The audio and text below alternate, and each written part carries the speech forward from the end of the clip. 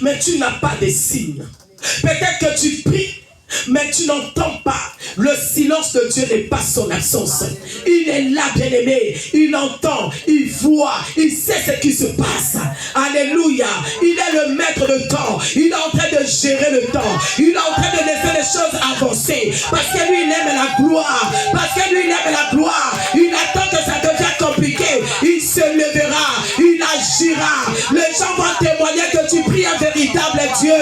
Les gens vont le dire. Et on ne savait pas que cette fille avait un Dieu. Je croyais qu'il partait à l'église pour jouer. Mais bien aimé, tu ne joues pas à l'église. Tu ne passes pas ton temps dans la présence de Dieu. Tu ne passes pas ton temps à changer des transports et des transports venir à l'église. Bien aimé, l'Éternel Dieu agira. Il a dit, j'agirai qui s'y opposera. Personne ne s'opposera. Dieu te connaît. Il entend tes cris. Il entend, il voit tes larmes sous l'oreiller de ton lit. Il voit comment tu pleures. Il voit comment tu parles. Il voit comment ça te fait mal. Il voit comment c'est devenu compliqué.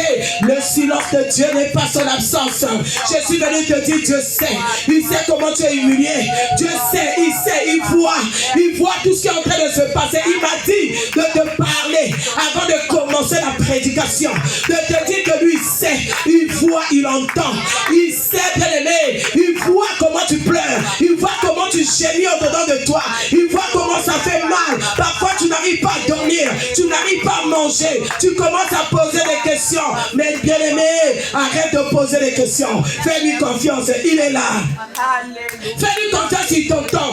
Fais-lui confiance, bien aimé. Le silence de Dieu n'est pas son absence. C'est pas parce que tu n'as pas de signe que Dieu n'est pas là. C'est pas parce que tu ne sens rien qu'il ne t'entend pas. Il m'a dit, dis là.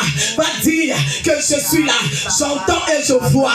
J'attends mon temps. J'attends mon temps. Je laisse avancer les choses.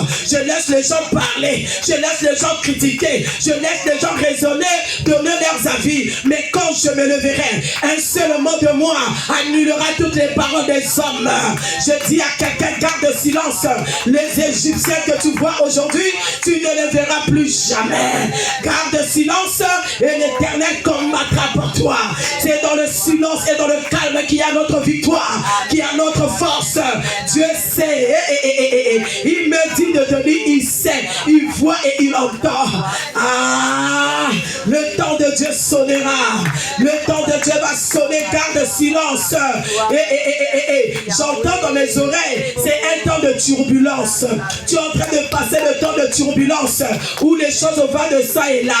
Les vents ne vont pas comme tu veux. Le temps est désagréable. Bien aimé, laisse-moi te dire, après le temps désagréable, il y a un temps merveilleux. Il y a un temps favorable. L'Éternel Dieu me dit, c'est des temps de turbulence. Tu vas arriver à l'atterrissage. L'avion ne va pas s'écraser. L'avion qui est ta vie, tu es en train de passer le moment de turbulence. Mais ça ne va pas s'écraser. Il n'y aura pas de crash. Tu arriveras à l'atterrissage. Il entend tes cris. Les questions que tu te poses dans le cœur, il m'a dit parle avant de commencer la prédication. Alors le Seigneur me dit de te dire, ce n'est qu'un temps, maman Sylvie, tu comprends? Ça va passer, il n'y aura pas de crash. Tu vas atterrir. Alléluia, alléluia. Tu vas atterrir. Et vous savez, quand il y a trop de turbulence, quand c'est compliqué dans l'avion, quand il y a l'atterrissage, tout le monde acclame. Alléluia. Amen. Les gens vont acclamer. Ça va être comme ça. Quand tu vas atterrir, les gens vont acclamer. C'est là où ils vont se rendre compte que, oh, mais c'était difficile. Oh, mais c'était compliqué. Mais elle a supporté. Mais et comment est-ce qu'elle a fait pour survivre? Comment est-ce qu'elle a fait? Bien aimé, les gens vont acclamer. Toi-même, comment d'abord acclamer Dieu? Acclame d'abord Dieu. Parce que l'atterrissage est possible. Merci Jésus. My God. Alléluia. My God. Alléluia. Dieu t'entend. Même ce matin, tu as parlé aussi. Même ce matin, tu as pleuré aussi. Alléluia. Même ce matin, tu as posé sous les questions. Même ce matin, tu te dis encore, oui encore. Oui encore. Mais cette situation ne te tuera pas. Amen. J'ai aimé la prière, ma fille a dit, tu dois dominer, tu dois influencer. Je dis, voilà l'Esprit de Dieu. Il y a des situations qui cherchent à influencer nos vies. Il y a des situations, des hommes qui cherchent à dominer nos vies. Mais l'Esprit qui est en nous, depuis ce matin, maman Sylvie, Dieu me disait, j'entendais en moi, celui qui est en moi est plus fort que celui qui est dans ce monde. J'entendais ça, ça criait dans mon cœur. Je dis, nous allons préparer la tsunami. Parce que quand c'est comme ça veut dire qu'il y a quelque chose qui va arriver. Il est en train de me préparer d'avoir la force physique et spirituelle. Amen. Et je suis préparé à ça. Parce qu'il me disait, ça criait au-dedans de moi. Celui qui est en moi est plus fort que celui qui est dans ce monde. Alléluia. Amen. Oui, celui qui est en toi est plus fort que cette situation. Celui qui est en toi est plus fort que celui que tu traverses. La zone de turbulence n'a rien devant toi. Parce que celui qui est en toi, c'est celui qui soutient l'avion. Celui qui est en toi, c'est celui qui marche avec l'avion. Celui qui soutient même le pilote. Il n'y aura pas de crash. Ça veut dire que tu ne mourras pas. Ça veut dire que tu vas atterrir. Tu ne mourras pas, il n'y aura pas de crash. Malgré la zone de turbulence. Alléluia. Dieu t'entend. Alléluia. Il t'écoute. C'est pas parce qu'il ne parle pas. Il attend. Parce que Dieu aime la gloire. Dieu aime la gloire. Et quand il y a des petites choses, la gloire n'est pas trop vraiment grande. Dieu aime quand c'est devenu compliqué. Comme Marie dit non, ça sert à rien parce qu'ils sont déjà. C'est là où lui l'aime. Alléluia. Dieu m'a envoyé te dire que c'est pas parce que tu vois pas. Pas parce que tu n'entends pas qu'il n'est pas avec toi. Il est avec toi. Le Seigneur me dit qu'il va t'honorer. Cette situation n'est pas venue pour te tuer. Cette situation est venue pour t'honorer. J'entends dans mes oreilles pour te valider. Dieu veut me changer la prédication ce soir. Je dis que cette situation est venue pour te valider. Dieu va valider ta force spirituelle. Il va valider l'amour que tu as envers lui. Dieu va valider ta vie de prière. Il va valider la confiance que tu as en lui. Le Seigneur a permis cette situation pour voir et valider ton amour. J'entends dans mes oreilles la zone de turbulence. Alléluia. Moi-même en retour, je vous ai dit que l'avion était comme ça. La Sibarachèse, je l'ai dit Seigneur. Amen. La zone de turbulence, c'est un temps de pleurs. C'est un temps des inquiétudes. C'est un temps où tu te dis, c'est un temps où tu te poses des questions. Ça va terminer comment? Comment on dirait, je suis mal comprise. On dirait, je comprendre. Ça, c'est la turbulence. Mais ça peut arriver. La Bible dit, le malheur atteint souvent le juste, mais l'Éternel en délivre toujours. Alléluia. Amen. Alléluia. Amen. Je veux que tu te mets en confiance. Que tu pousses à avoir confiance à ton Dieu.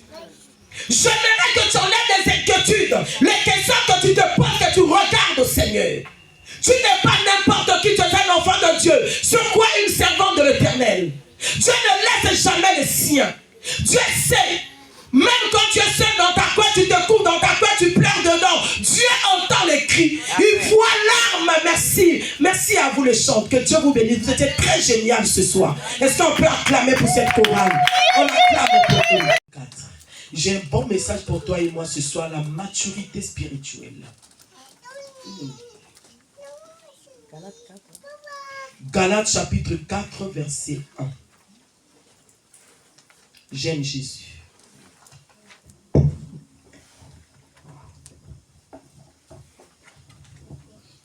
Oh Jésus, rejetant de David, l'agneau immolé, triomphe de Judas, étoile du matin. Je peux te mettre debout. Reçois la puissance, la louange, la sagesse, la force, l'honneur et la gloire, ô Seigneur. Oh, oh, alléluia. Oh, oh, oh. Merci Seigneur. Nous allons lire nos Bibles. Galates chapitre 4. Nous allons lire de versets 1 à 5. Nous allons mettre debout pour honorer cette parole. Si quelqu'un a trouvé, peut se mettre debout, s'il vous plaît. Je lis au nom du Seigneur Jésus-Christ. Amen. Amen. Or, aussi longtemps que l'héritier est enfant, je dis qu'il ne diffère en rien d'un esclave, quoiqu'il soit le maître de tout. Mais il est sous des tuteurs et des administrateurs jusqu'au temps marqué par le Père. Nous aussi, de la même manière, lorsque nous étions enfants, nous étions sous l'esclavage des rudiments du monde. Mais lorsque les temps ont été accomplis, Dieu a envoyé son Fils, né d'une femme, né sous la loi, afin qu'il rachetât ceux qui étaient sous la loi, afin que nous ressuscions l'adoption. 6.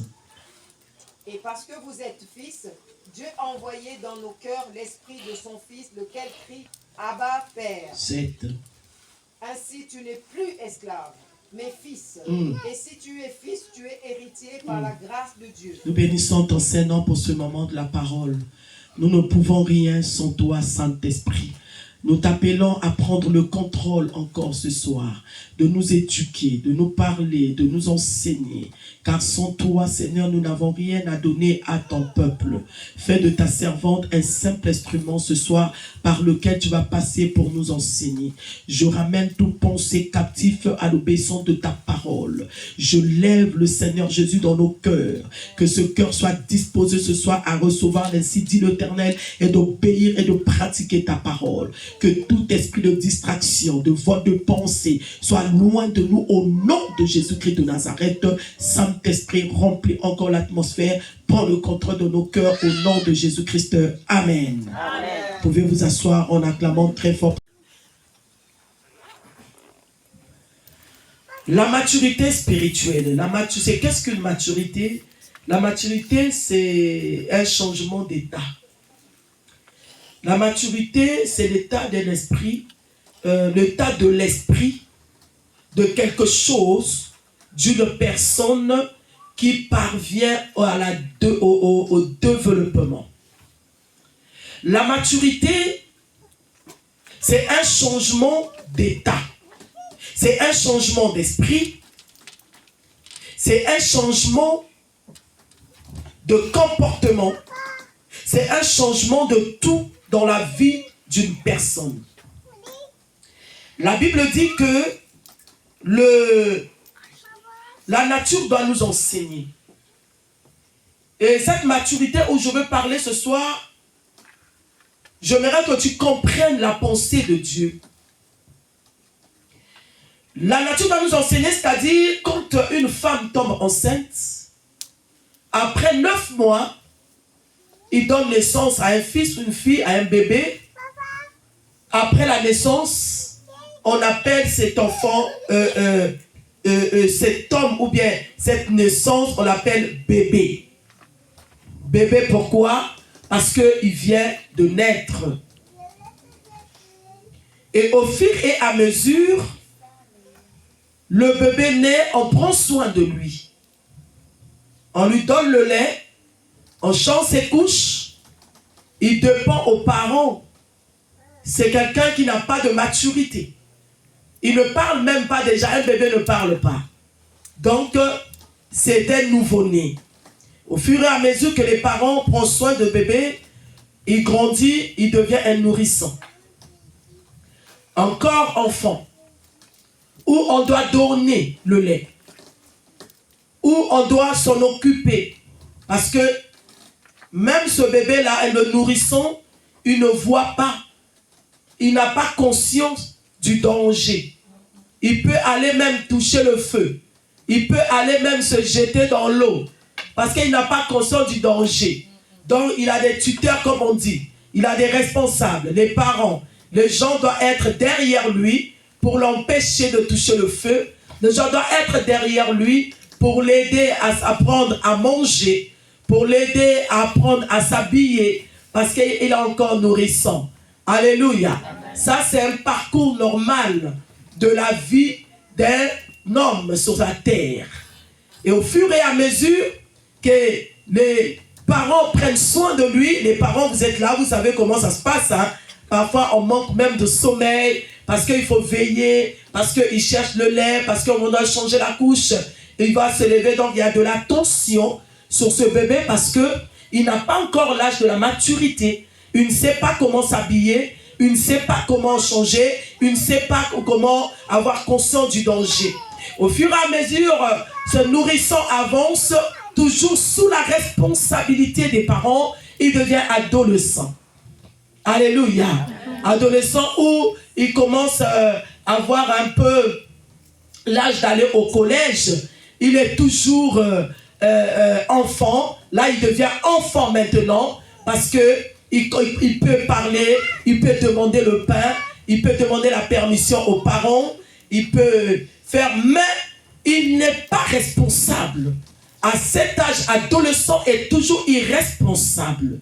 Parce qu'il est toujours sous le contrôle des parents. Bien-aimés, quand nous naissons de nouveau, quand nous venons au Seigneur, quand nous recevons Jésus-Christ comme Seigneur et Sauveur, après tu passes par le baptême, par immersion. Je parle du baptême par immersion parce que c'est ça le vrai baptême. C'est le baptême de Jésus-Christ. Alors si tu es là dans cette salle et que tu n'as pas encore reçu ce baptême, laisse-moi te dire que tu n'es pas encore baptisé, tu es encore païen. Amen. Donc, mais je crois que tous ceux qui sont ici sont des enfants de Dieu. Alors, la Bible nous parle de ce baptême, hein, c'est le vrai baptême. Mais une fois que tu passes par le baptême par immersion, on t'appelle maintenant nouveau-né. Tu viens de naître. Parce que quand tu sors de l'eau du baptême, tu sors comme un bébé qui vient de naître sans péché. Bien sûr qu'il y a le péché du commencement, mais tu viens de naître sans péché. Tu es sorti du baptême, des eaux du baptême comme un bébé. Même si tu avais 60 ans, même si tu as reçu ton baptême à 70 ans, tu as reçu ton baptême à 80 ans. Mais quand tu sors des eaux du baptême, on t'appelle nouveau-né. Celui qui est né ni de la chair, ni du sang, mais de l'esprit. Alléluia. Amen. Tu deviens nouveau-né dans l'esprit. Même si physiquement, l'âge qu'on voit, tu n'es pas nouveau-né, tu n'es pas un nourrisson, tu n'es pas un adolescent. Peut-être que tu es adulte, mais dans le spirituel, tu viens de recevoir ton baptême, tu es un bébé. Où tu as besoin du lait, où tu as besoin qu'on soit derrière toi, où tu as besoin qu'on te change la couche, qu'on prenne soin de toi comme un bébé, parce que tu viens de naître. Tu ne connais pas les choses spirituelles. Tu ne connais pas les choses de la vie. Tu ne connais pas la volonté de Dieu. Tu ne connais pas encore comment marcher avec le Seigneur. Tu ne connais pas encore ce que le Père aime parce que tu es un bébé. Et tu viens de naître. Tu viens de recevoir Jésus. Tu viens de sortir de l'eau du baptême. Donc tu es un nouveau-né. Et en ce moment-là, il faut que tu sois à l'église. Il faut que les frères et sœurs, il faut que les pasteurs soient derrière toi pour t'enseigner, te montrer comment prier, comment jeûner, comment aimer Dieu, quelle est la volonté de Dieu. Là, c'est normal, parce que tu viens de naître, tu as besoin de cet encadrement. Tu as besoin des gens qui doivent te montrer, au fur et à mesure que tu avances dans le Seigneur, tu deviens nourrissant. Et on continue à te donner le lait. On continue à être derrière toi. Réveille-toi, viens à l'église. On t'appelle. On te dit non, ne te fatigue pas. Prends courage, viens encore. Si on ne te voit pas mercredi, on t'appelle vendredi. Parce que tu es encore nouveau-né. Tu es bébé, tu es nourrissant. Tu n'as pas encore atteint l'âge de comprendre que je dois peut-être mettre mon réveil, je dois me réveiller et aller à l'église. Non, tu viens de naître. Donc les frères et sœurs seront derrière toi. Les frères et sœurs, ils seront là pour te dire voilà comment tu dois marcher, comment tu dois faire, parce que tu es bébé. Au fur et à mesure, tu deviens adolescent, parce que tu es nourri, parce qu'on prend soin de toi, parce qu'on te montre comment tu dois faire. Même un bébé, même un nourrisson, quand il a 3 ans, 4 ans, 5 ans, même à 2 ans, quand il commence à s'élever, faire un pas pour marcher, parfois on lui tend la main, on lui dit mets un pas, mets 2 pas. Il y a des moments où parfois il n'a même pas besoin de quelqu'un pour lui tendre la main. Il y a des moments où il se lève, il commence à faire ce qu'on lui a appris. Alléluia. Amen. Il commence à donner les pas parce qu'on lui a appris comment est-ce qu'il doit marcher, comment est-ce qu'il doit faire pour avancer. Arrivé à l'âge adolescent, c'est là où maintenant le chrétien commence à comprendre que moi, je dois me réveiller. On m'a appris à lire la Bible. On m'a appris comment servir Dieu. On m'a appris comment parler. On m'a appris comment, pourquoi. Parce que les frères étaient derrière moi. Je n'avais pas encore cette maturité. Parce que les pasteurs étaient derrière moi. On m'a montré comment faire. Et après, il devient enfant. C'est là où il devient adulte. Il commence à comprendre maintenant les choses. Mais malheureusement, nous avons encore des nourrissons, des bébés, des adolescents, même dans l'église. Nous en avons encore, malgré 5 ans, 10 ans, 15 ans, dans l'église, 12 ans. Mais il y a encore des bébés. Je disais ce soir que je ne parle pas de la maturité physique où tu prends la forme, où je vois aujourd'hui, quand je vois les Loric, je vois les Teddy, je vois les Michel, j'ai dit waouh, waouh, waouh. Les enfants là sont en train de grandir, mais ils sont en train de grandir physiquement. C'est les enfants qui n'ont pas encore atteint la maturité. C'est les enfants qui sont encore sous tutelle. Bien aimé, la Bible est en train de nous dire ceci. Or que si un héritier est encore enfant, je vais lire.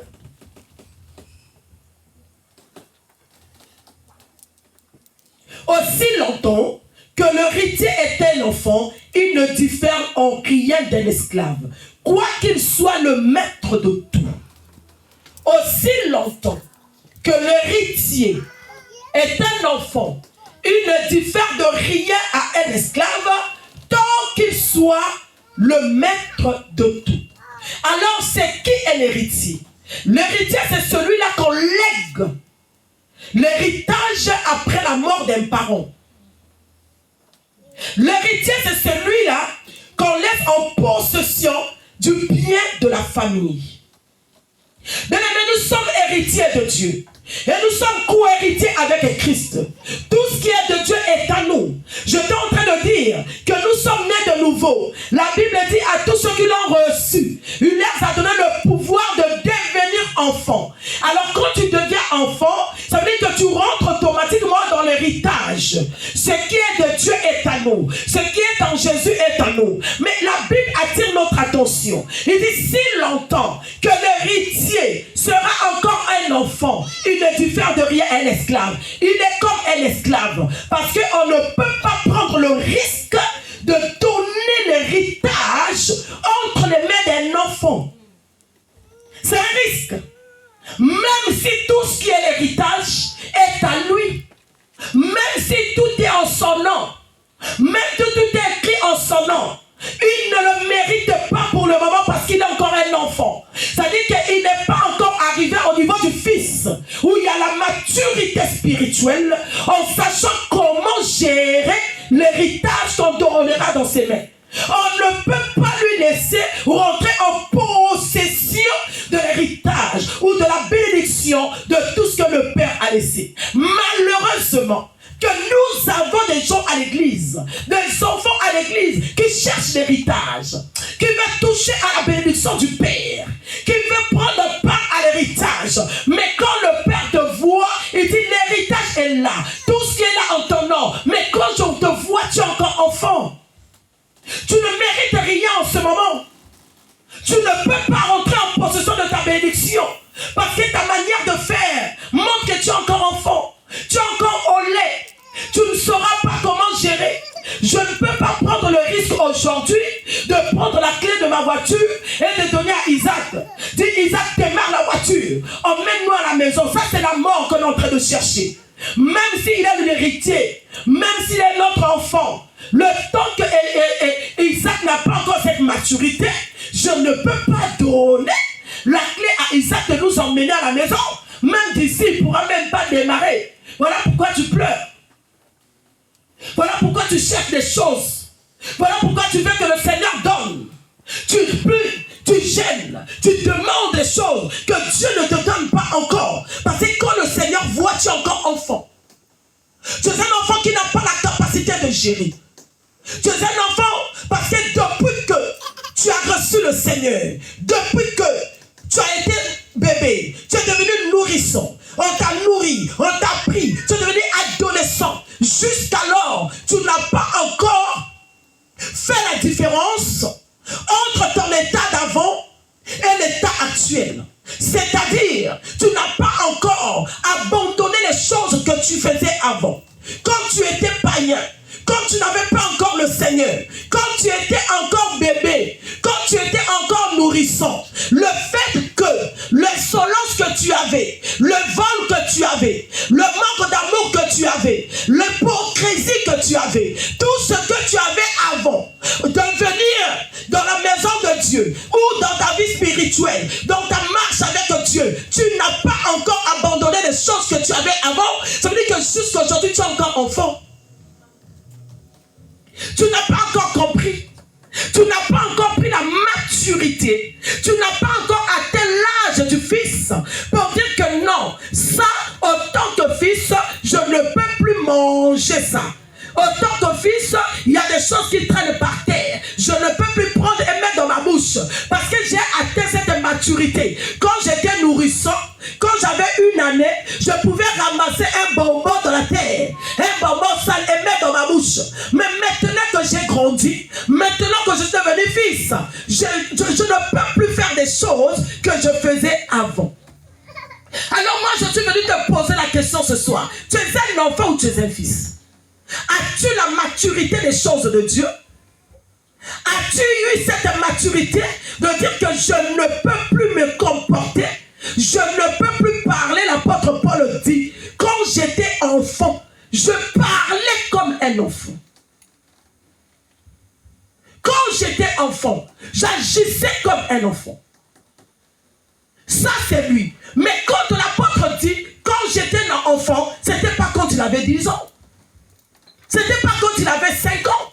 C'est quand il n'avait pas encore le Seigneur. Il connaissait la loi. Il était avec les scribes, les principaux sacrificateurs. Il avait la loi. Mais lui-même, il se dit, en ce moment-là, il était enfant. Parce qu'il n'avait pas encore la maturité. Il dit, je parlais comme un enfant. Ça veut dire que je parlais insolemment. Je parlais sans limite. Je parlais sans connaître les choses. Je parlais sans savoir à qui j'ai affaire. Qui est devant moi? Je parlais, je faisais des choses sans réfléchir. Parce qu'un enfant fait des choses sans réfléchir. Un enfant ne peut pas prendre la décision. Un enfant ne peut pas, parce que cet enfant est sous tutelle. Parce que cet enfant était irresponsable. On doit le prendre, on doit lui montrer, bien aimé. Es-tu un enfant ou es-tu un fils? Comment conduire toute ta vie? Qu'est-ce que tu remarques? Depuis que tu es dans la vie spirituelle, depuis que tu es né de nouveau, as-tu déjà pris le temps de t'asseoir et faire un bilan de ta vie spirituelle? Est-ce que toi tu remarques que tu as grandi? Est-ce que toi tu remarques que je ne suis plus enfant? Même quand il y a tout en ton nom, autant qu'enfant, on ne peut rien te donner. Il y a des choses que nous demandons à Dieu. Il y a peut-être des choses spirituelles. Il y a peut-être des choses de la vie de tous les jours que nous demandons à Dieu. Dieu, quand il te regarde, il dit non, toi tu es encore enfant. Il y a des choses que je ne peux pas te donner en possession, c'est risqué. Ta manière de faire va humilier les autres. L'orgueil que tu as en toi, tu es encore enfant. Une fois que je te bénis, ceux qui sont autour de toi vont souffrir. Tu n'es pas encore atteint l'âge de la maturité où je peux gérer la bénédiction calmement comme un fils, sans regarder les autres, sans critiquer les autres. Mais tu es encore enfant, tu vas parler comme un enfant, tu auras des agissements comme un enfant. Voilà pourquoi tu ne rentres pas en possession de ton héritage.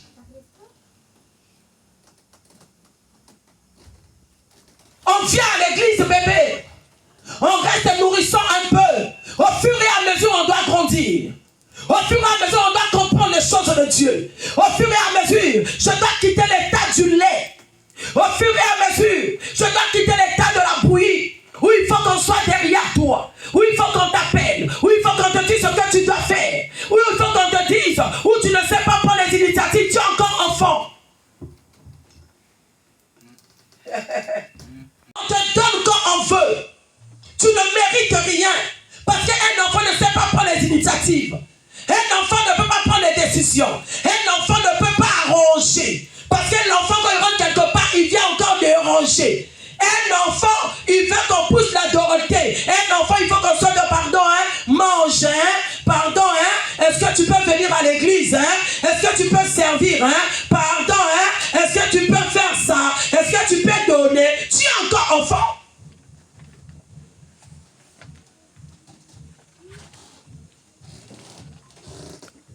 Je ne peux pas être à l'église pendant 5 ans, 10 ans, 15 ans, où j'ai toujours les mêmes choses que j'avais avant. Tu n'as pas encore grandi. Je parle de la maturité spirituelle. Qu'est-ce que tu veux qu'on te donne? Qu'est-ce que tu veux qu'on fasse de toi? Pardon, parce que tu es encore enfant, c'est dangereux. Il y a des choses qu'on ne donne pas aux enfants. Je disais que je ne peux pas faire confiance à Isaac. Je ne peux pas donner à Isaac la clé de la voiture, nous emmener à la maison. C'est toute une vie que je donne. On ne peut pas faire confiance à un enfant. On ne peut pas donner les charges à un enfant. On ne peut pas avoir confiance à un enfant qu'on sait que l'héritage est là. Ce que nous avons ici, c'est pour lui. Mais pour le moment, on ne peut pas lui donner. Parce qu'il est encore un enfant, il n'a pas encore compris. Un enfant ne comprend pas encore. Tu es un enfant ou tu es un fils?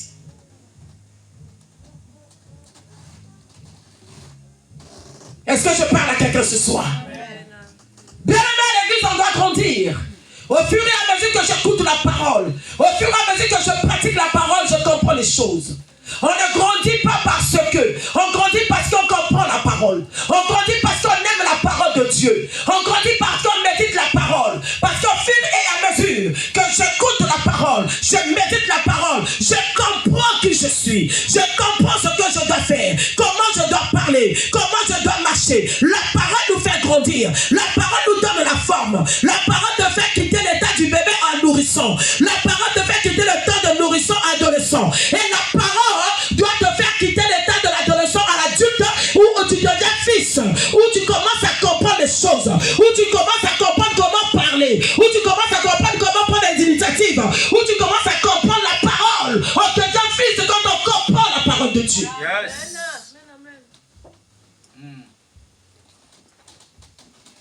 On grandit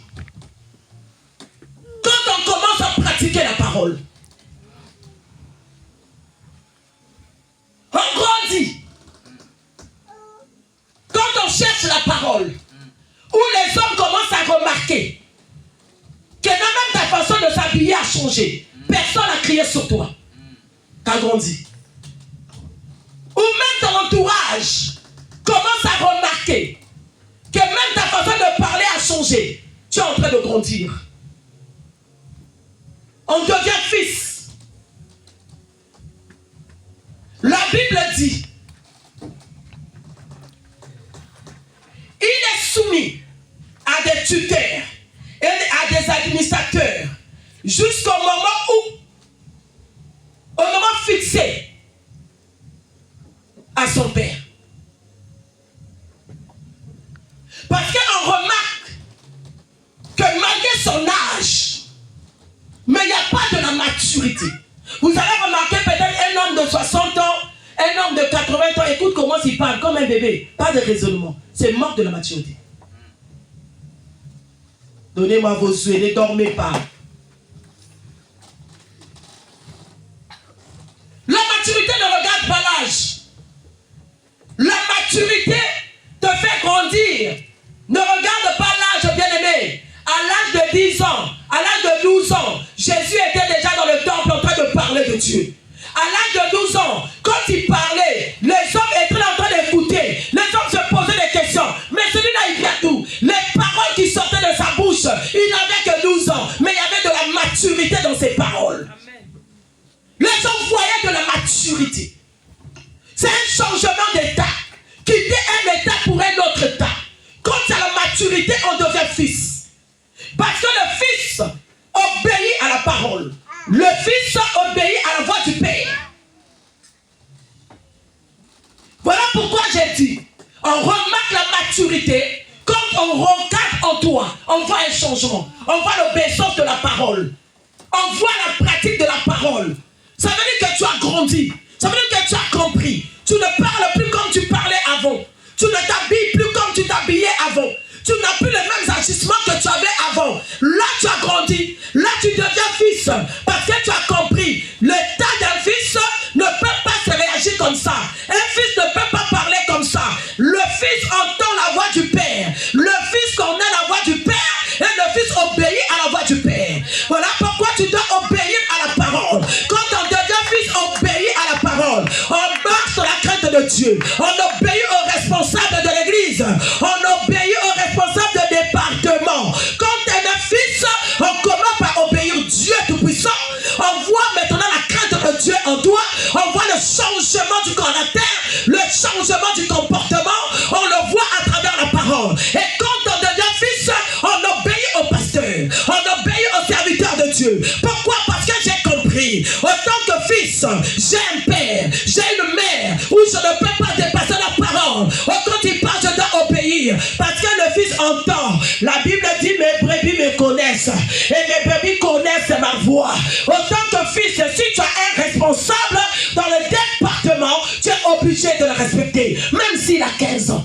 Même s'il a 10 ans, j'ai compris qu'un fils doit être obéissant et j'obéis à la voix de Dieu. Amen.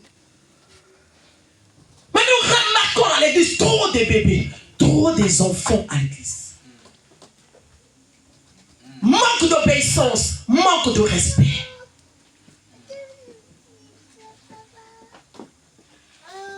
Nous remarquons cela à l'église. Et quand je parle de l'église, je ne parle pas seulement du CCI, je parle de l'église corps du Christ. Tu peux acclamer le Seigneur si tu veux. Voilà. Je sais qu'aujourd'hui, il n'y aura pas d'amen, pas d'acclamation, mais ce n'est pas un problème. Le problème, c'est que la parole, tu dois comprendre. On ne peut pas continuer à rester bébé, à être dans les raisonnements bizarres. On ne peut pas continuer à rester bébé. Même pour donner, on raisonne. Même pour venir à l'église, on raisonne. On cherche le bien-aimé. Si jusqu'alors, peut-être que toi-même, tu ne te connais pas. Mais je suis venu te dire, si jusqu'alors, tu as encore cette difficulté de venir à l'église, de donner à l'église, de respecter au programme, tu murmures encore sur les programmes. Si jusqu'alors, quand tu te lèves le matin, tu veux dormir, tu vois bien que tu es encore enfant, tu n'as pas encore compris. Parce que quand on devient fils, il y a la maturité. Quand on devient fils, on prend les décisions. Quand on devient fils, on prend les initiatives. Quand on devient fils, il n'y aura personne derrière moi.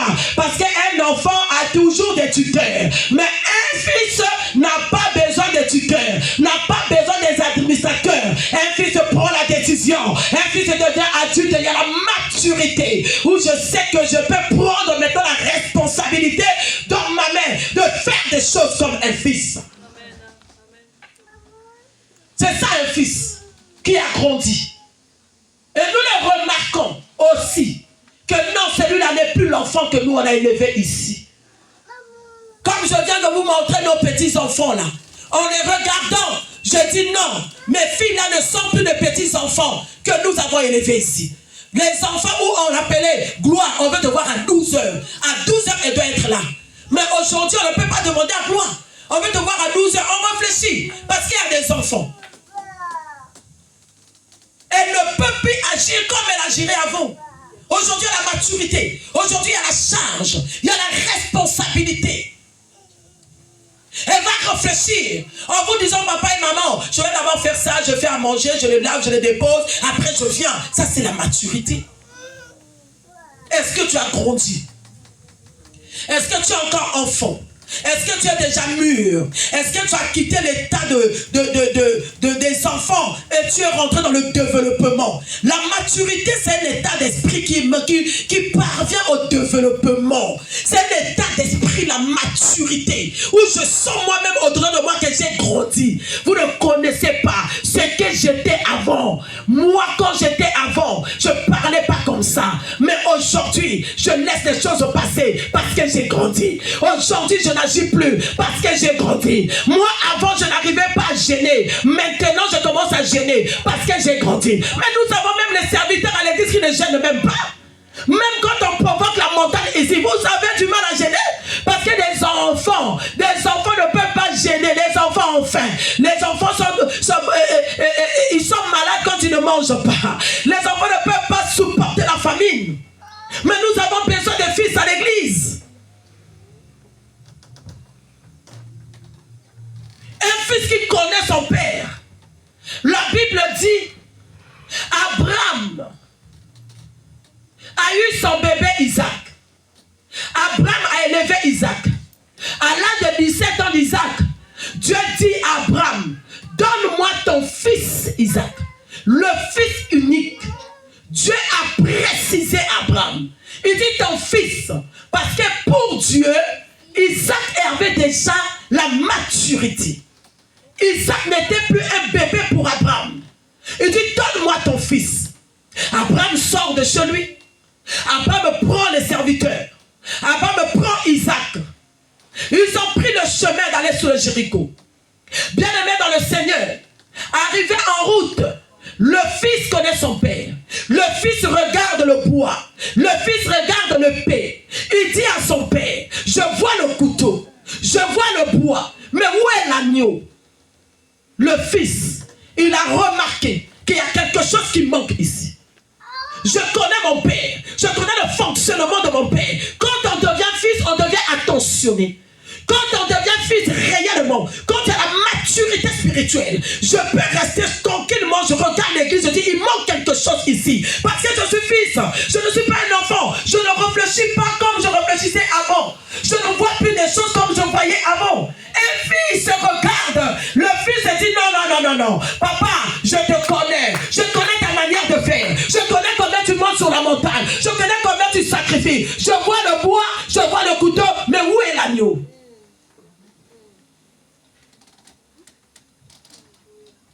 Le fils remarque, parce que j'ai grandi, qu'est-ce qui manque ici? Je remarque ici un problème. Je remarque qu'ici ça ne marche pas. Je remarque ici un souci. Papa, qu'est-ce que nous devons faire? Est-ce que tu es un fils? Est-ce que tu remarques qu'il y a un souci?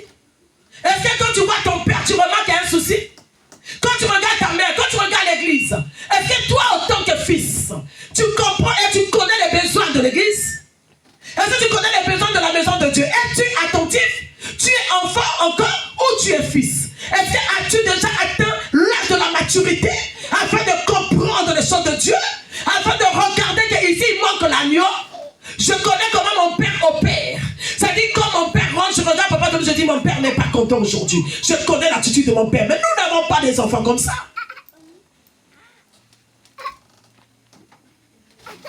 Je vois. Je sais que non, il manque quelque chose. Le fils a posé la question. Père, où est l'agneau? Le fils qui connaît le père. Parce qu'aujourd'hui, si Abraham n'est pas là, si Abraham meurt, Isaac sera en mesure de reproduire les mêmes choses que son père. Parce que Isaac sait que mon père, quand il sacrifiait, il y avait le bois, il y avait le couteau et il y avait l'agneau. Le fils reproduit ce qui fait son père.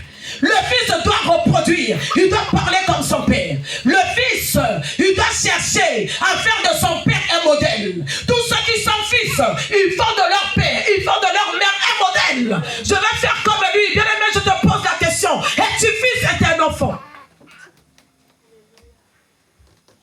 As-tu remarqué quelque chose? As-tu grandi? Tu es adolescent? Tu es nourrissant? Tu es à quel niveau? Depuis que tu es là, tu écoutes la parole. Tu lis même la Bible à la maison. Beaucoup parmi vous exhortent même la parole. Est-ce que cela t'a fait grandir? Quelle est ton attitude? C'est quoi ta position? Nous avons besoin de fils. Nous avons besoin de fils qui comprennent. Nous avons besoin de fils qui peuvent soutenir le ministère. Nous avons besoin de fils qui comprennent. Parce que le ministère, il manque l'agneau. Que devons-nous faire? Parce qu'il manque l'agneau. Oui, il y a le bois. Oui, il y a la puissance. Oui, il y a l'onction. Oui, il y a la parole. Mais il manque quelque chose ici. Il n'y a qu'un fils qui peut arriver à cet état. Il n'y a qu'un fils qui peut arriver à ce niveau. Il n'y a qu'un fils qui peut chercher à faire comme son père. Il n'y a qu'un fils qui peut réfléchir. Il n'y a qu'un fils qui peut être attentionné. Il n'y a qu'un fils qui peut connaître son père. Parce que le Seigneur dit, mes brebis me connaissent. La Bible dit, Jésus, après avoir reçu son baptême, il est allé dans le désert. 40 jours, 40 nuits de jeûne et prière. Jésus, il sort du désert, il commence le ministère. Mais quand il était dans son parcours du ministère, il avait la feuille de route. La feuille de route était que tu mourras. Mais avant d'être crucifié, tu seras rejeté. Tu seras frappé. Il y aura la douleur. Il y aura des clous. Il y aura la croix. Il y aura l'épine. La couronne d'épines sera sur ta tête. C'était difficile. C'était dur. Au fur et à mesure qu'il avançait, le temps d'aller sur la croix s'approchait aussi. La Bible dit que Jésus se retrouve à Gethsemane avec les disciples. La douleur était là. Parce que sur la terre, il était 100% homme, 100% Dieu. Alors en ce moment-là, il avait la chair humaine. Ça a commencé à chauffer. La feuille d'Aroud criait maintenant dans son cœur, dans ses oreilles, tu vas mourir. La couronne d'épines sera sur toi. Il devait aller à la croix pour se faire sacrifice. Personne n'a donné Jésus comme un sacrifice. Jésus s'est donné. Il s'est donné comme un sacrifice. Pourquoi? Parce qu'il était devenu fils. Il avait compris. Il avait atteint l'âge de la maturité spirituelle. Quand il avait 12 ans, il a fait tout ça. Mais ce n'était pas l'âge d'aller sur la croix. Dieu a attendu qu'il soit né de nouveau, qu'il soit né spirituellement. Dieu a attendu. Dieu l'a emmené dans le désert, là où il n'y avait personne, afin de le briser, afin de lui donner la forme d'un fils. Aujourd'hui, l'enfant de l'église, il ne veut ne plus être brisé. Il ne veut ne plus aller dans le désert où il y a des serpents, où il y a le gène, où on ne mange pas, où on ne voit pas. Bien aimé dans le désert, Jésus avait reçu la formation de Dieu. À le désert, le Seigneur était en train de le forger en tant que fils. Dans le désert, un fils doit accepter le brisement. Un fils doit accepter la formation, la correction. Un fils doit accepter le reproche. Parce que quand un fils accepte le reproche, ça veut dire qu'il est en train d'être formé. Il est en train de prendre la forme d'un adulte. Il est en train de prendre la forme d'un fils. Quand on est un enfant, on ne peut pas accepter les reproches. Quand on est encore enfant, on ne peut pas accepter le brisement. Parce que bien aimé, si tu n'acceptes pas le brisement, tu ne changeras pas l'état. Dieu a dit, je ne peux pas l'emmener comme ça. C'est vrai qu'il est né de nouveau. Il a parlé dans les temples. Il a guéri les malades. Mais aller à la croix, c'est une autre chose. C'est à la croix qu'il deviendra un grand héritier, un vrai héritier. C'est là où je vais tester qu'il est vraiment devenu un fils. Je vais tester pour voir réellement s'il a eu l'âge de la maturité. Le Seigneur l'a emmené là-bas, dans le désert. Tu dois être brisé, tu dois être formé. Et il y a des situations qui peuvent arriver dans l'église, ou même par tes parents, pour te briser, pour te donner la forme. Parce que tu ne peux pas devenir fils au préalable si on ne t'a pas essayé. On ne peut pas te donner les responsabilités au préalable si on ne teste pas réellement si tu es devenu un fils. Alors le test doit se faire. Ça peut être par nos paroles, ça peut être par les sanctions, ça peut être, Dieu peut utiliser n'importe quel moyen afin de te former, afin de te tester, afin de valider que réellement tu es devenu un fils et que tu peux maintenant rentrer en possession de l'héritage. Dieu ne peut pas donner l'héritage aux enfants. On ne peut pas donner l'héritage à un enfant qui joue encore par les buts par terre. On ne peut que donner l'héritage à un héritier. On peut donner l'héritage à un fils où nous-mêmes on teste réellement tu as grandi. Réellement tu as atteint l'âge de la maturité. On t'a tenté, on t'a tourné, on t'a balancé. On a vu réellement que la chair n'agit plus. On a vu ta parole. On a vu maintenant ta conception. On a remarqué par tes langages que maintenant tu as grandi. reçois l'héritage. Oh, je prie pour toi ce soir. Je prie pour toi ce soir que tu deviennes ce fils-là. Ce fils-là qui accepte d'être formé. Ce fils-là qui accepte d'être brisé. Parce que s'il n'y a pas le brisement, il n'y a pas la maturité spirituelle. Tu peux acclamer si tu veux. Nous devons attester et comprendre vraiment. On ne peut pas utiliser l'or et valider un or pur si au préalable l'or ne passe pas par le feu. On ne peut pas valider. On ne peut pas valider ton ministère. On ne peut pas valider que nous on peut partir de laisser l'église si on ne voit pas en toi la maturité. Si on ne voit pas en toi un fils par lequel qui peut accepter le sacrifice. Jésus s'est donné comme un sacrifice. Quand on devient fils, on devient sacrifice. Quand on devient fils, on se donne comme un sacrifice. Ce n'est plus moi qui vis, c'est Christ qui vit à moi. Je ne vois plus mes intérêts. Je ne vois plus ce qui est à moi. Je vois maintenant l'intérêt de Dieu. Quand on devient fils, on ne voit plus son intérêt. Amen. Tu es un fils ou tu es un enfant? Quel est ton état? Il y a même des paroles, quand je prie pour toi, je ne peux pas déclarer. Parce que moi, je suis une bouche autorisée. Quand je déclare une parole, ça doit s'accomplir dans ta vie. Mais quand je teste, je vois que tu es encore bébé, je limite mes paroles. Je limite mes prières. Je disais que la maturité spirituelle n'a pas d'âge. Tu peux avoir 80 ans, mais tu n'es pas mature. Est-ce que je peux monter un peu? Tu ne veux pas aller dans le désert. Il était temps qu'il commence son ministère après le désert. Mais il fallait qu'il soit testé. Il est sorti du désert. Le Père dit, j'ai vu que dans le désert tu as pu résister. 40 jours, 40 nuits, sans manger. Je t'attends à l'extérieur. En sortant à l'extérieur, la Bible dit, Jésus fut rempli du Saint-Esprit. La première personne que Jésus rencontre, c'est le diable. La tentation était là. Dieu savait qu'il sortait pour commencer le ministère. Il fallait le tester encore. Est-ce que réellement il pourrait résister?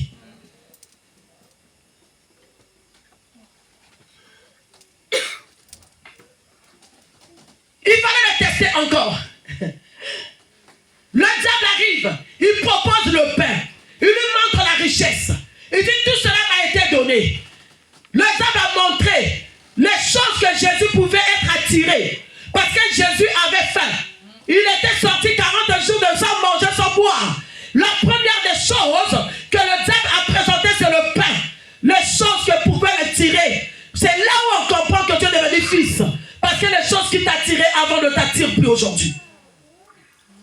C'est là où on comprend que tu as grandi. Où l'apôtre Paul dit tout ce que je trouvais de gain. Tout ce qui était bon pour moi. Tout ce qui était mon intérêt. Après avoir reçu l'évangile, il trouve que maintenant tout cela est devenu comme la boue pour lui. Toi, tu es où? Dieu l'a tenté encore. Il a mis la tentation devant lui. Pour voir si la maturité était là. Il y a des gens parfois venir à l'église, j'ai un rendez-vous. Nous sommes dans un pays où on te dit, madame, j'ai 7 heures, j'ai 8 heures, j'ai 9 heures. Un mercredi, un vendredi. Madame,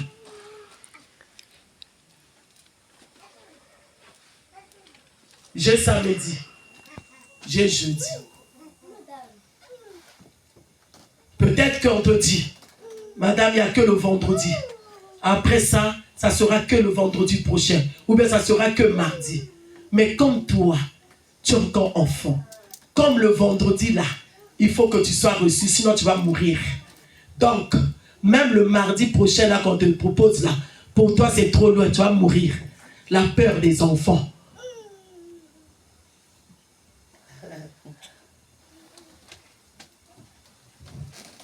La peur des enfants. Mais quand tu deviens fils, tu sais que le Père est avec moi. Tu sais que le Père me protégera. Madame, je vais attendre le mardi, vendredi, j'ai culte. Je ne peux pas. C'est ça le raisonnement, la tentation est là. Dieu a dit, je vais le tester encore. Jésus a dit, l'homme ne se nourrit pas seulement de pain, mais de toute parole qui sort de la bouche de Dieu. Je suis venu dire à quelqu'un ce soir, l'homme ne se nourrit pas seulement de pain, mais de toute parole qui sort de la bouche de Dieu. L'homme ne se nourrit pas seulement de pain. Il ne suffit pas seulement de manger, mais de toute parole qui sort de la bouche de Dieu. Un fils cherche la parole du Père. Un fils accroche à la parole du Père. Un fils respecte la parole du Père. Un fils obéit à la parole. Je reviens là. Tu dois obéir, tu dois pratiquer, tu dois te soumettre à la parole du Père. Il a reçu le test. Il a surmonté. Arrivé à Gethsémani, c'était trop compliqué. C'était difficile. La chair commençait à être brisée.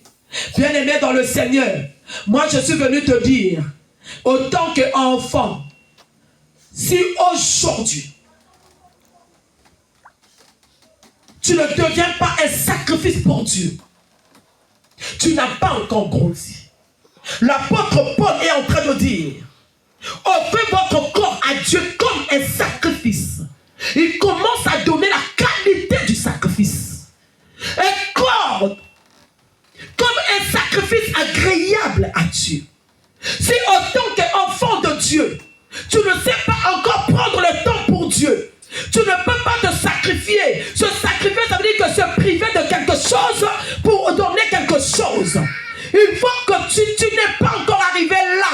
Laisse-moi te dire que tu n'es pas encore fils. Parce que Jésus, personne n'a donné comme un sacrifice. Il s'est donné. La Bible dit que Dieu a tant aimé le monde qu'il a donné son fils unique. Il ne pouvait pas donner un enfant. Il a donné le fils. Parce que le fils devait aller à la croix, être sacrifice pour God, pour sauver la nation. Bien-aimé, laisse-moi te dire, si jusqu'alors tu vois que tes intérêts, si jusqu'alors tu n'as pas encore compris que autant que serviteur de Dieu, autant qu'enfant de Dieu, je suis un sacrifice, tu es encore enfant.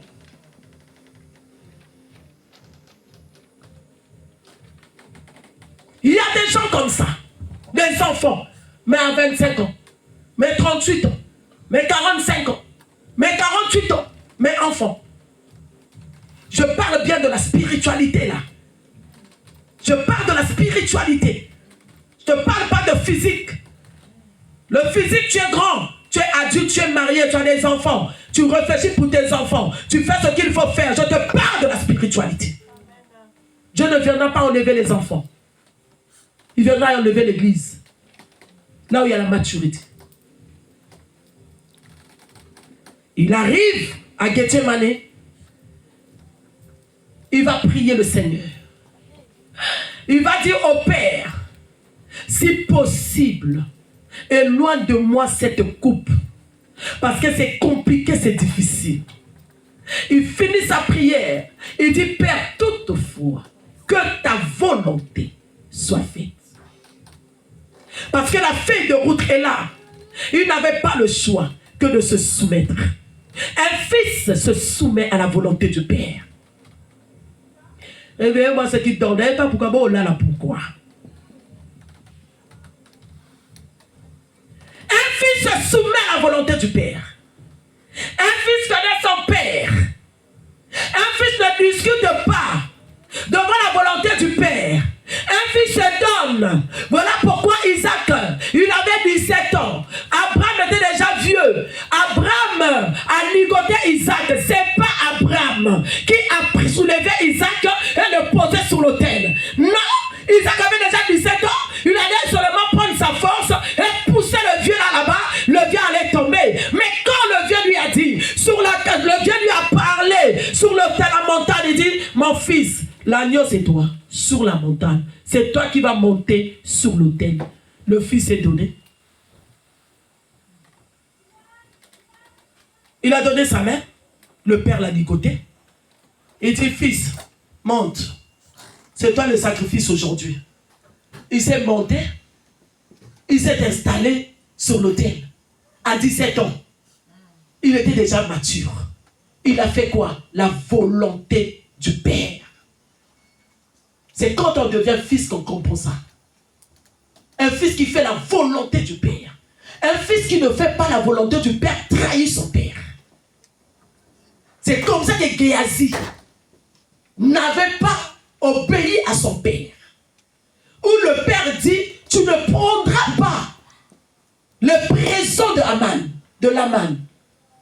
Mais Géasi, il a laissé son père Élisée à l'intérieur. Il est allé voir le général. Le général a présenté les présents. Mais Géasi, désobéissant, il n'a pas respecté la parole, la volonté de son père. Il a pris les présents que le père avait dit de ne pas prendre. Et il y a des enfants comme ça. Là où le père dit non, elle dit oui. Des enfants, je ne parle pas des fils. Je parle des enfants.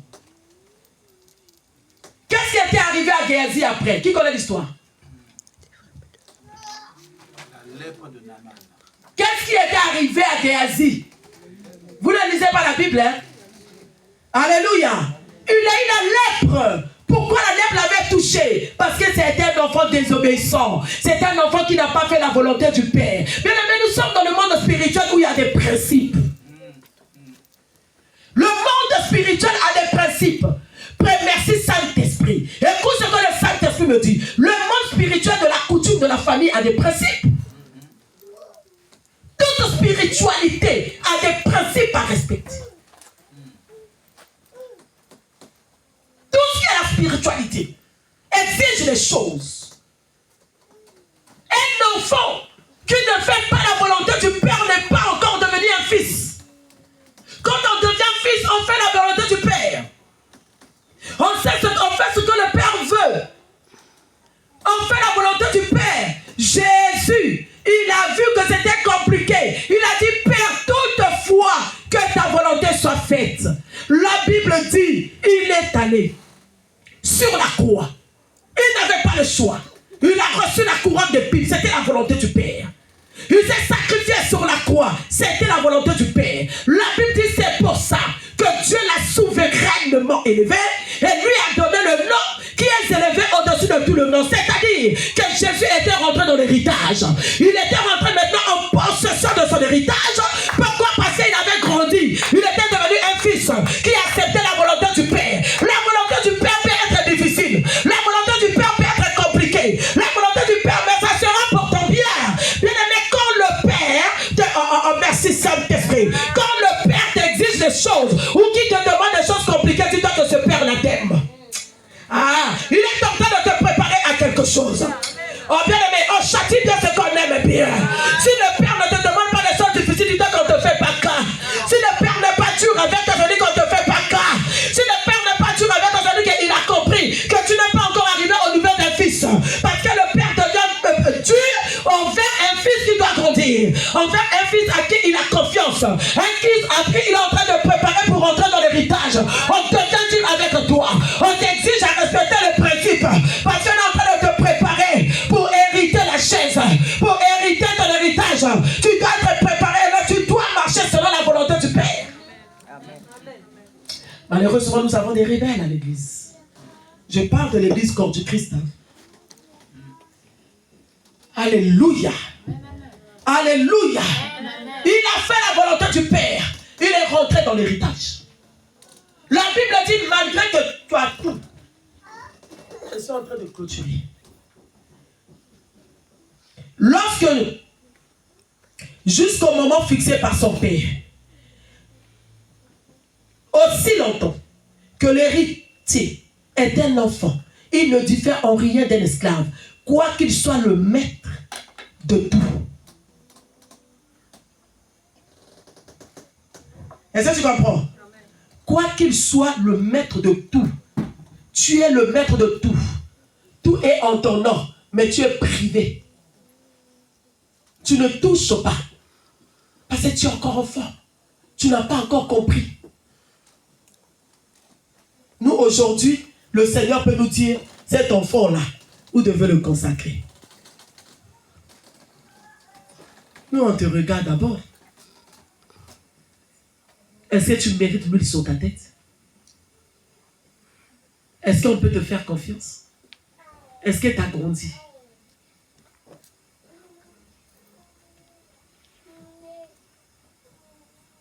Cet enfant-là, vous pouvez faire ceci pour lui. Est-ce qu'elle t'a grandi? Alléluia.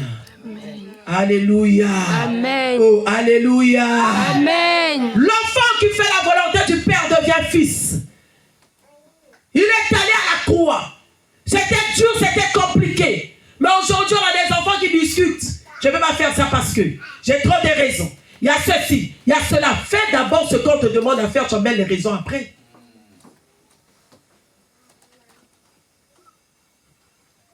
Fais d'abord ce qu'on te demande de faire, tu n'as pas grandi. Quand il y a la maturité, on réfléchit autrement. Élie demande à son père. Élisée, il dit à Élie, Père, je veux voir le double onction. Je veux avoir ça, ce qui est en toi. Élie a dit, c'est pas un problème. Mais si tu restes là, jusqu'à ce que je vais monter.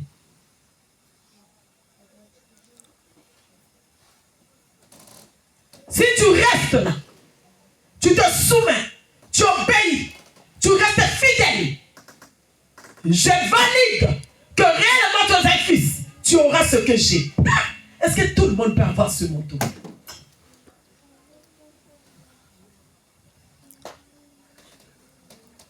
Est-ce que tout le monde peut avoir ce manteau? Moi, j'ai refusé de prier pour les gens, ça c'est une brassard, papa, je te dis la vérité.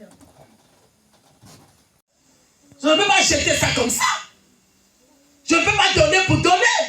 Puisqu'on ne donne que ce qu'on a. Ce que tu me demandes, c'est ce que j'ai. Tu sais comment je fais?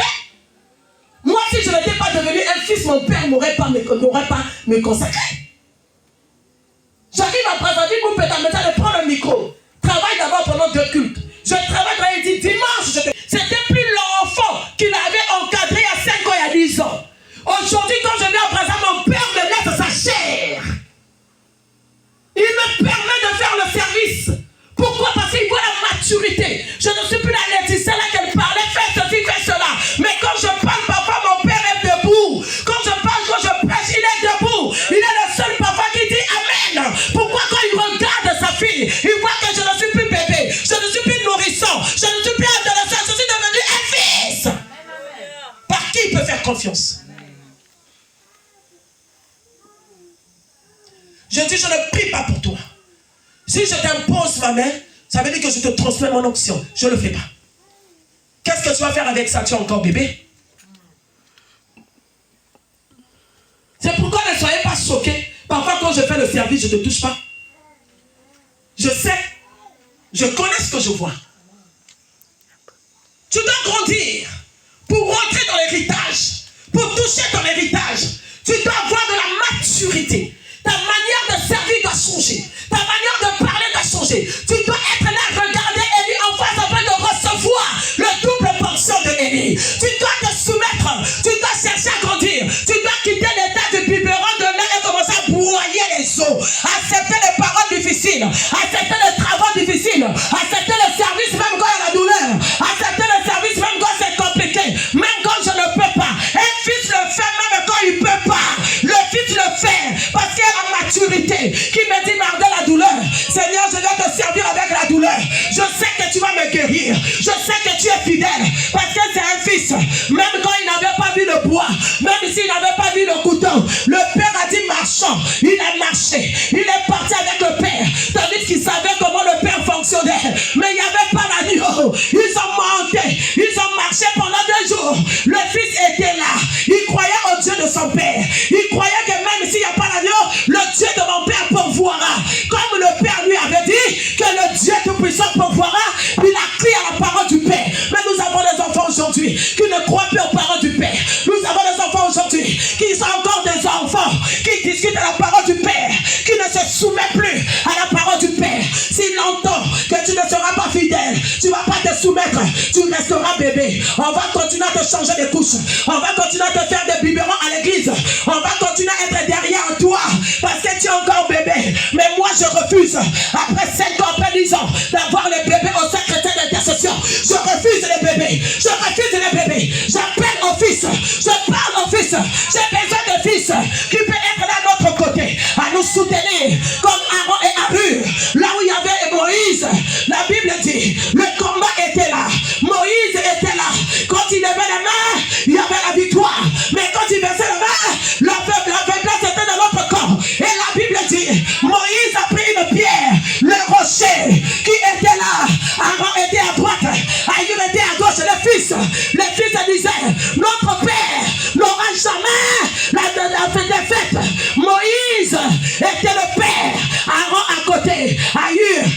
soutenu le ministère. Ils ont soutenu le ministère. Ils ont soutenu le Père. Nous cherchons des fils qui peuvent nous soutenir.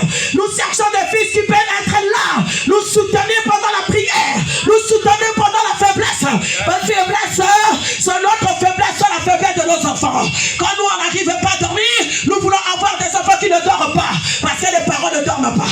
Nous voulons des enfants qui sont malades parce que les parents sont malades. Nous avons besoin des enfants au CCI. Je refuse les bébés. Je refuse, je suis à la recherche de Aaron et Aïur. Amen, amen.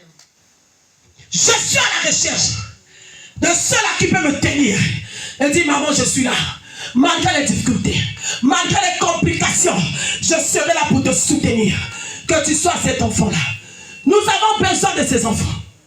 On n'a pas besoin des bébés où on va continuer à donner le lait. Non, tu viens pas. Comment on peut faire? On va même commencer à te demander ton titre de leur voiture. Hein? On t'envoie la voiture, venir te chercher. On t'envoie, on te paye le transport. Je ne le ferai pas. Et si bien que tu resteras bébé, je vais continuer à te considérer comme un bébé. Je te donnerai le lait. Je te donnerai que les biberons. Tu n'as pas droit de recevoir ce que moi j'ai. Parce que ce que j'ai, je l'ai pris au prix de mes prières, au prix de mes sacrifices. Alors si tu ne sais pas te sacrifier, tu ne mérites pas ce que j'ai. Nous avons besoin des enfants qui grandissent avec la maturité, devenir fils pour prendre les initiatives. Aaron était là, à droite. Aïur était là, en train de soutenir le ministère. Pose-toi la question ce soir. Tu es un enfant? Tu es un fils? Tu sais comment tes parents dorment? Tu sais comment tes parents se réveillent?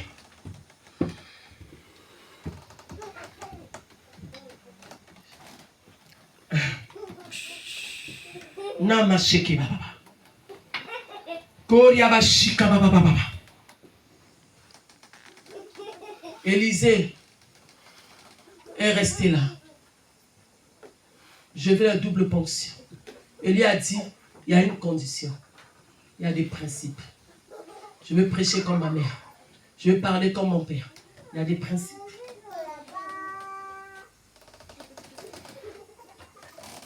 Il faut grandir. Tu peux tout avoir.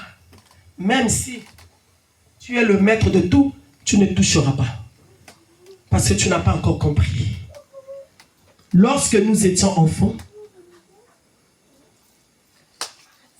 la manière lorsque nous étions des enfants, nous étions esclaves des principes élémentaires qui régissent le monde.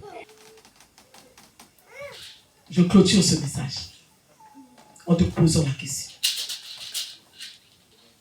Tu es encore enfant ou tu es fils? On peut te faire confiance ou pas?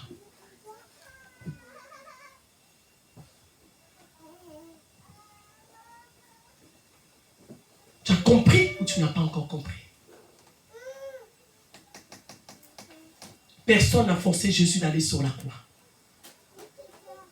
Personne n'a soulevé Isaac pour poser sur le terre.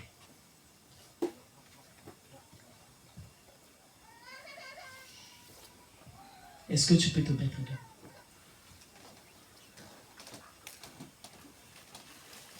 Dis que c'est toi qui donneras la parole à 17h. Et tu dis, oui papa, je vais le faire. Oui maman, je vais le faire. Oui, je ne suis pas encore prête. Je n'ai rien préparé. Quand on est un enfant, on n'a rien à donner. Les fils sont toujours prêts.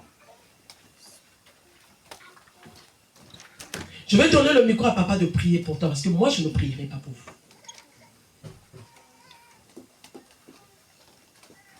Mais j'aimerais que ce que le Seigneur t'a dit ce soir. Namashika baba baba.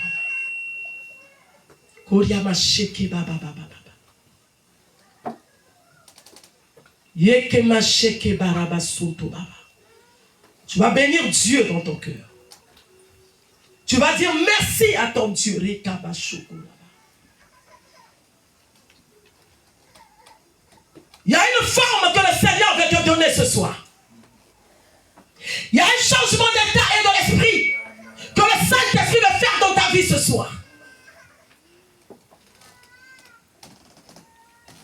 Il y a une élévation spirituelle, physique, financière, où le Seigneur grandir.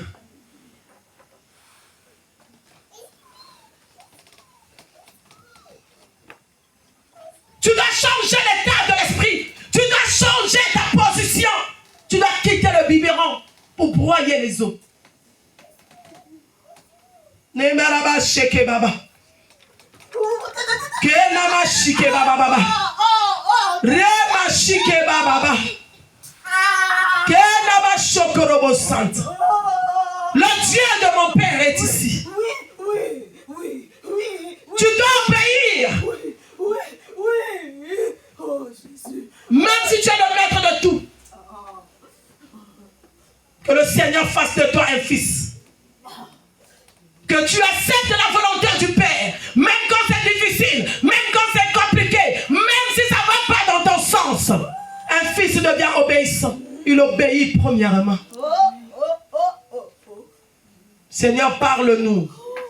Je délie ta langue. Je délie ta langue. Que tu parles de la part de Dieu. Seigneur, confirme-nous quelque chose ce soir. Namasheke bababa. Seigneur, parle-nous. Parce que nous sommes là pour t'écouter. Je délie ta langue. Remasheke bababa. Dieu veut t'emmener quelque part à une élévation spirituelle où il y aura le développement des talents, où il y aura le développement des dons. Et cela, il n'y a que des fils qui peuvent en avoir. Nemashekeba. Il n'y a que des fils qui peuvent parler comme leur père. Il n'y a que des fils qui peuvent prier comme le père. Il n'y a que des fils qui peuvent reproduire. Yeba shikabo soto baba. Yanama sheke baba baba baba baba. Yeah! J'appelle l'esprit de l'obéissance. J'appelle l'esprit de la fidélité. J'appelle l'esprit de l'obéissance ce soir.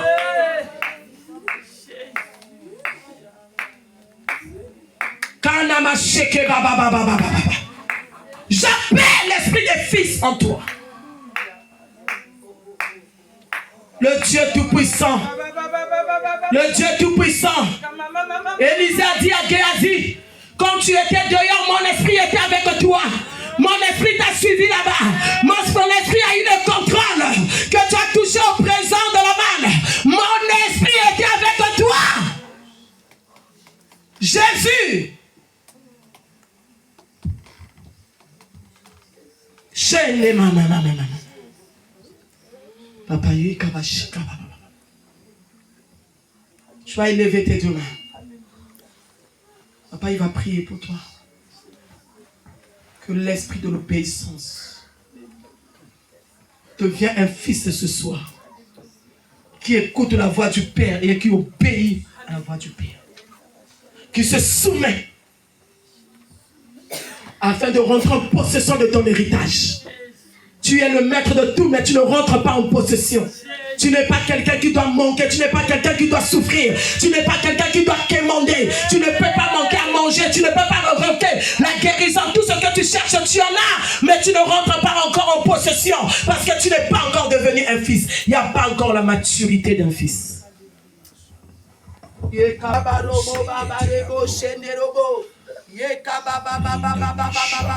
Tout manteau implique un prix. Tout manteau exige un prix. Le prix que devrait payer Élisée, c'est de regarder monter son père. Si tu me vois monter, si tu me vois monter, la zibraka ebrekete yama shoprekete yama la sopra yama shekete yabra koryaba shanda lebros. Je lève ma main maintenant, lebra sopra kayabra mariande brosekete, afin que le manteau du Père identifie les fils, afin que le manteau du Père identifie les fils. La sopra kayama lekete yabra mariande bros kanta lebro marianda lebro se yabra. L'Esprit de Dieu va élever des fils, va élever des fils disposés, va élever des fils disponibles, va élever des fils obéissants, va élever des fils humbles, va élever des fils brisés.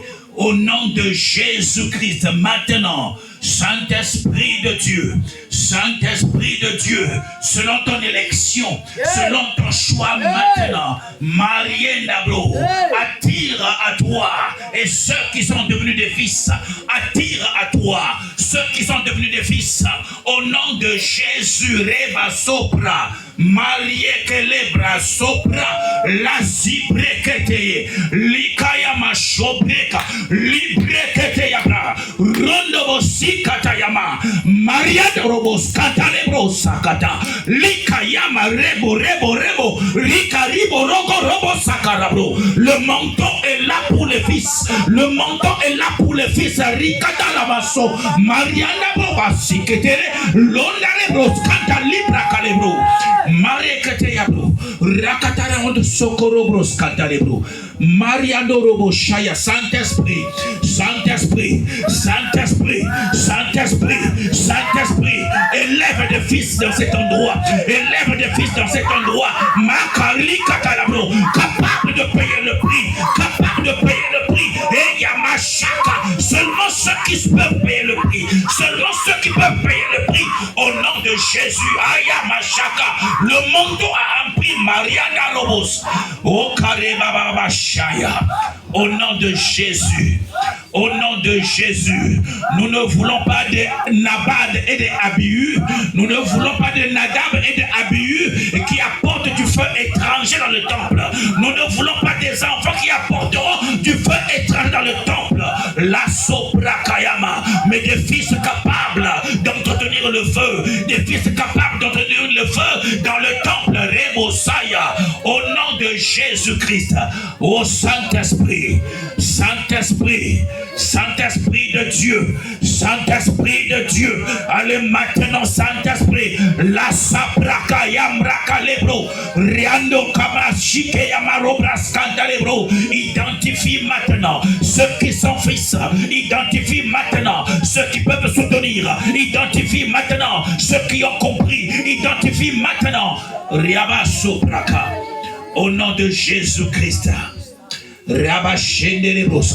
Je prie que l'Esprit de Dieu commence à transformer votre cœur, vous donne un cœur de chair et qu'il ôte le cœur de pierre, et que tu as au nom de Jésus-Christ de Nazareth, Rebosaya, afin que tu commences à te conformer au véritable Fils dans le nom de Jésus, car l'héritage, on nous a dit, est pour les fils mais pas pour les enfants. Pose-toi la question, pourquoi ma vie ne change pas? Suis-je un enfant ou je suis devenu un fils? Oh, ce message est pour les fils.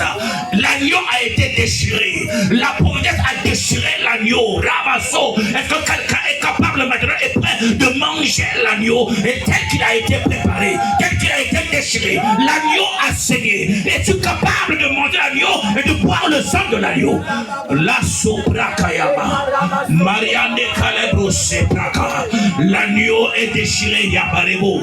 Accepte de manger l'agneau et tel qu'il a été présenté, tel qu'il a été préparé.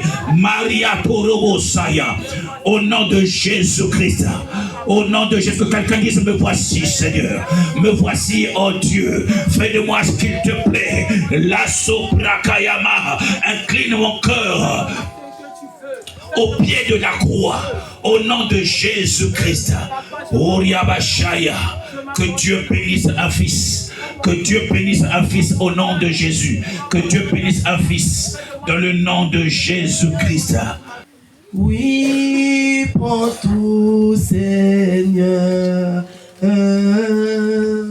entre tes mains, j'abandonne tout avec bonheur.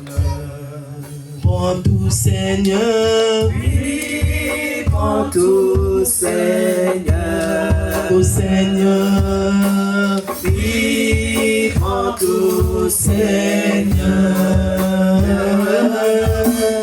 entre tes mains, j'abandonne tout avec bonheur. Nous sommes Yahweh, formidable Dieu. Acclame-le, utilise tes mains. Pendant que tu acclames, dis-lui merci. Dis-lui merci pour ce soir, pour sa parole, pour sa présence, pour sa puissance, pour tout ce qu'il a déversé sur nous ce soir. Acclame Jésus. Acclame et dis-lui quelque chose. Dis-lui quelque chose. Bon Jésus.